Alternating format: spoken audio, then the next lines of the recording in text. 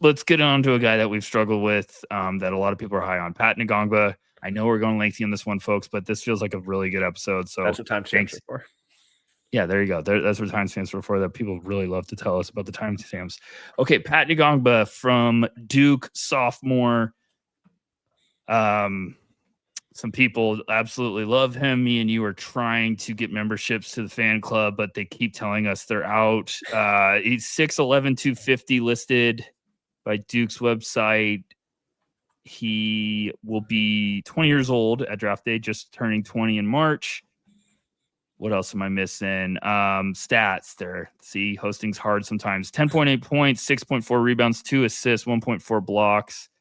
That's in 17 games and 23 minutes. His shooting splits are 63, 25, 64. A little disclaimer to everyone, like, always take the big 3-point percentage with a grain of salt, because it's usually pretty dang low volume.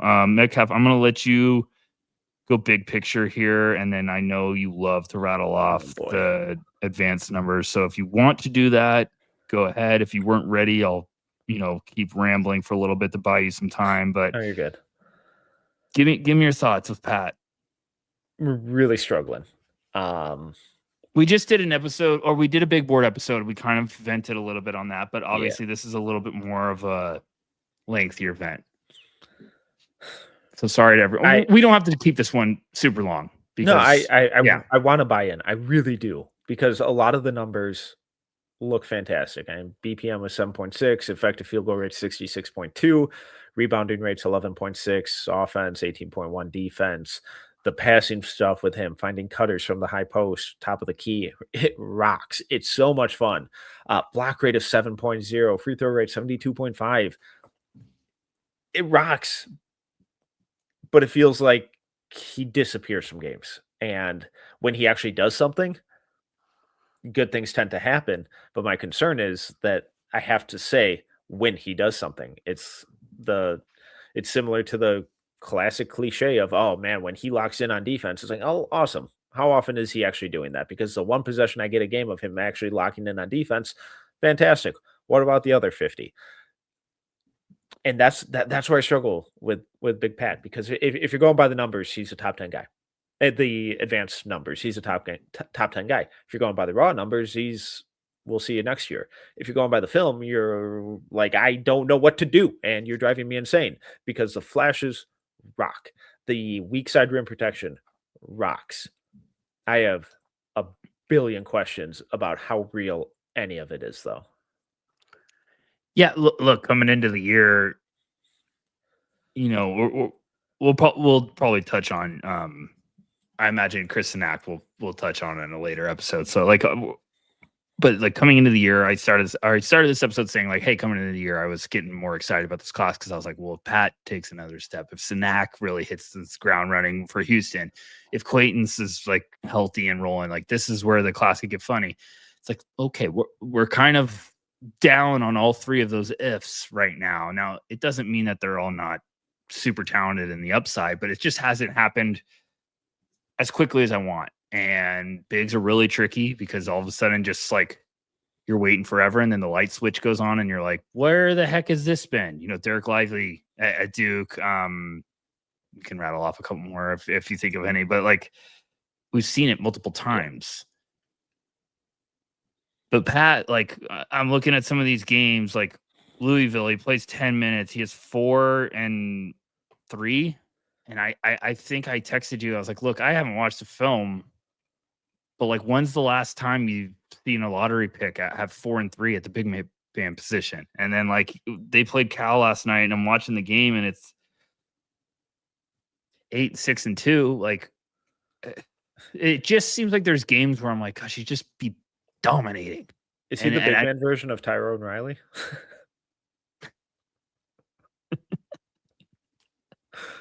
But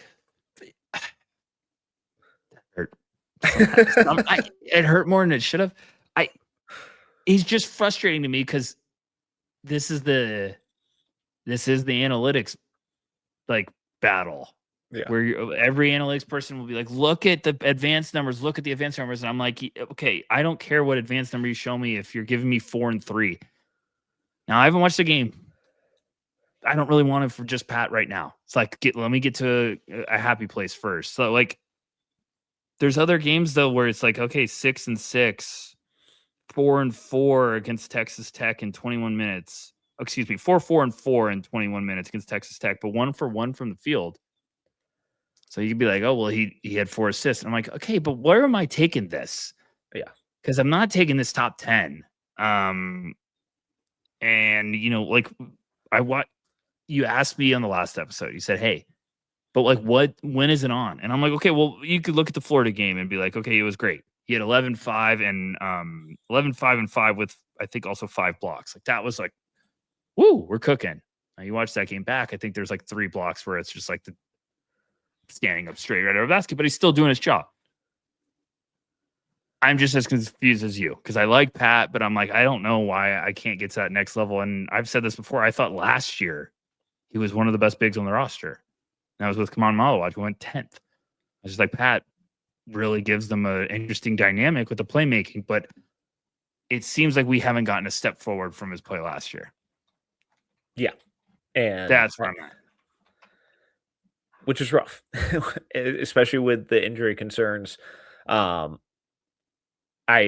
really worry about his end-to-end speed when the pace picks up. Like we were talking about how Quayne struggled, literally looked like he was struggling with conditioning in that Alabama game. I don't know if Pat could have stayed on the floor in that game. I worry about I desperately worry about his defense outside of the paint. And he looks terrified to venture outside of the restricted area ever. And now he's really good in there. And a lot of that too, I think, is defensive scheme and how Duke is telling Pat and Boozer to defend, because both those guys constantly camp out in the paint on defense to try and control the boards and be a rim deterrent and all that kind of stuff. I get it. But also I don't, when he is out there, I don't trust him to actually do anything. I think he's going to get torn up on the perimeter in the NBA. So I don't know who he is. I can't figure out a comp for him either in the NBA because who is he? And Poor man's Al Jefferson. Oh boy, I love Al. Big yeah, Al's got a big was a part of really my good heart. player. He's one of the best offensive bigs of a generation, but That's why I defense said is poor non-existent. man's. Yeah. So the opposite, the evil twin brother.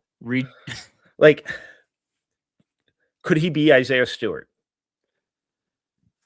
And like, no, Stu's been awesome on defense. No, because I think Stu moved better.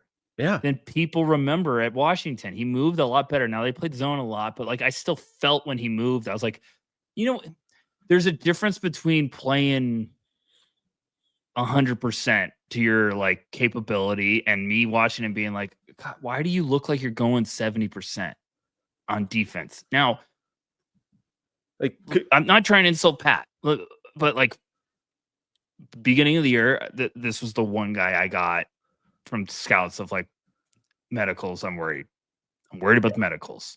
So he's going to be the medical guy at the combine. Just saying he goes, you know, and talking too far ahead, but like desperately hope they come back bright green. Same here. Same here. I'm scared for this year because last year we had such a good year, but Pat, it's just a tough one because like it looks like it's when I'm watching him on the court, especially like when he's like having to get out in space and defend him. I'm like, gosh, are you coasting or is it your body? You know, which is a tough. Or is it both? I don't know. Or is it both? Because he's a really good shot blocker, really talented. Yeah. He has so many parts of his game that I'm like, oh, could work. Could work. Here's a weird one for you. Is he Luke Cornett? Now we're getting into a good realistic area. Now Cornette has like 2 or 3 inches on Pat, which changes things. But because I was going to say it's Henry Vasar Cornette, but classic white guy. Yeah, white on white. Yeah, you gotta go with a 4 and white though. You got close. Yeah, exactly. Look, Luke is. I don't hate that one. I think Luke's better. I think you'd want him to be Luke.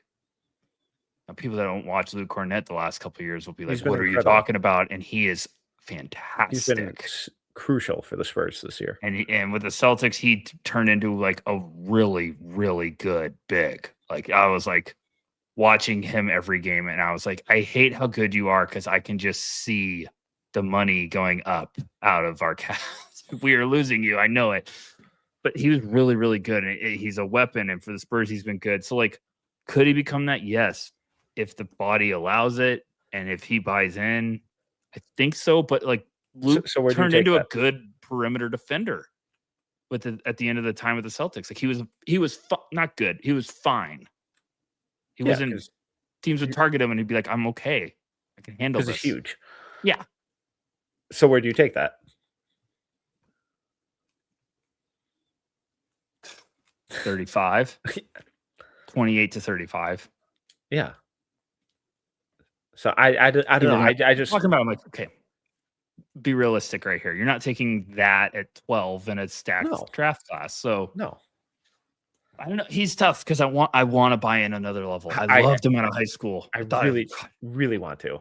And pretty much any analytic or advanced number that you look at is going to be really favorable to him. And rightfully so, because when he does stuff, he looks good. The problem is when.